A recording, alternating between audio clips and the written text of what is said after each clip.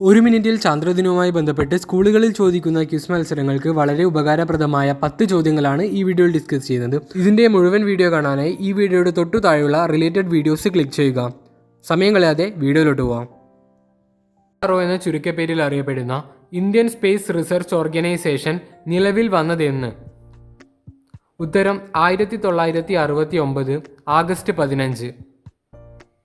ISROയുടെ 100ാമത്തെ ദൗത്യം? ഉത്തരം PSLV-C 21.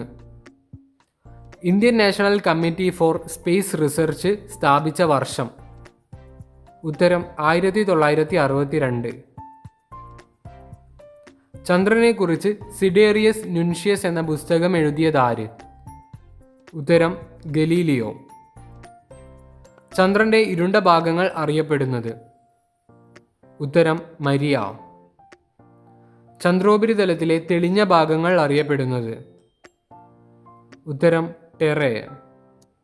പിയറി ഗർത്തം സ്ഥിതി ചെയ്യുന്നത്? ഉത്തരം ചന്ദ്രനിൽ. ഇന്ത്യയുടെ ഉപഗ്രഹങ്ങളുടെ പ്രവർത്തനം നിയന്ത്രിക്കുന്നത് എവിടെ നിന്ന്? ഉത്തരം ശ്രീഹരിക്കോട്ടയിൽ നിന്ന്.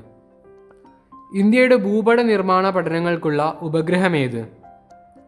ഉത്തരം കാർട്ടോസാറ്റ് 1. ബഹിരാകാശത്ത് വെച്ച് മാരത്തോൺ ഓട്ടമത്സരത്തിൽ പങ്കെടുത്ത വനിത? ഉത്തരം സുനിത വില്യംസ്. ഇതോടുകൂടി ഇന്നത്തെ ക്യൂസ് പൂർണ്ണമായിരിക്കുകയാണ്. കൂടുതൽ വീഡിയോസിനായി റിലേറ്റഡ് വീഡിയോ ക്ലിക്ക് ചെയ്യുക. Thank you for watching.